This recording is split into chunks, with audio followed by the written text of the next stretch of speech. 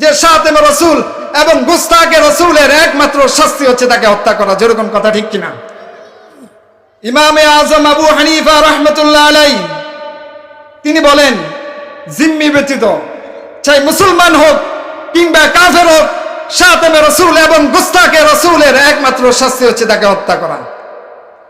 ইমাম শাফি রহমতুল্লাহ আলাইহি, ইমাম মুহাম্মদ রহমতুল্লাহ আলাইহি, ইমাম আহমদ বিন হাম্বল রহমতুল্লাহ আলাইহি, ইমাম ইসহাক রহমতুল্লাহ আলাইহি, ইমাম লাইস রহমতুল্লাহ আলাইহি সহ প্রমুখ সব উলামায়ে কেরাম এই কথার উপর ঐক্যমত পোষণ করেছেন, এই কথার উপর একমত পোষণ করেছেন যে যারা রাসূলের শান নিয়ে কটূক্তি করবে, যারা রাসূলের শান নিয়ে গোস্তাকি করবে, কোনো বেয়াদবিমূলক আচরণ করবে, তাদের এই পৃথিবীর বুকে বেঁচে থাকার কোনো অধিকার নাই। এই বুঝবার কথা বুঝবার চেষ্টা করবেন। এই ফতোয়াগুলা শুধু আমাদের মতো হুজুররা দেয় নাই, এই ফতোয়া কোনো আমাদের ইমামরা দেয় নাই।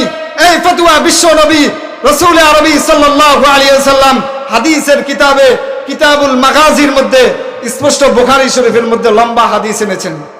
কি হাদিস? মদিনায় যখন ইহুদিরা রাসূলের শান নিয়ে কটূক্তি করা শুরু করলো, বিভিন্নভাবে ব্যঙ্গ চিত্র ঠাট্টা বিদ্রুপ শুরু করলো, তখন রাসূল আরবি স্পষ্ট ঘোষণা দিয়েছেন, মান লিকাব ইবনে আশরাফ ফাইন্নাহু কদ আযাল্লাহু ওয়া রাসূলাহু। কে আছো কাব ইবনে আশরাফকে শায়েস্তা করার জন্য? কেননা সে আল্লাহ এবং তার রাসূলকে কষ্ট দিয়েছে, কেননা সে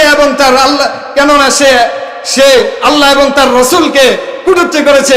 এই কথা বলার পর রাসূল আরবি এই কথা বলার পর সাথে সাথে মুহাম্মদ ইবনে মাসলামা রাদিয়াল্লাহু আনহু দাঁড়িয়ে গেলেন, বললেন, ইয়া রাসূলুল্লাহ, আপনি কি চান আমি তাকে হত্যা করব? রাসূল বললেন, হ্যাঁ তুমি তাকে হত্যা করবে, কেননা সে আল্লাহ এবং তার রাসূলের শান নিয়ে কটূক্তি করেছে, কেননা সে আল্লাহ এবং তার রাসূল নিয়ে গোস্তাকি করেছে। এই কথা বলার পর মুহাম্মদ ইবনে মাসলামা রাদিয়াল্লাহু আনহু সোজা দাঁড়িয়ে গেলেন, দাঁড়িয়ে তার সাথে চলে বলে কোলে কৌশলে তার গর্দান উড়িয়ে দিলেন। কথা বলেন ঠিক কিনা? স্পষ্ট বুখারী শরীফের মধ্যে আছে।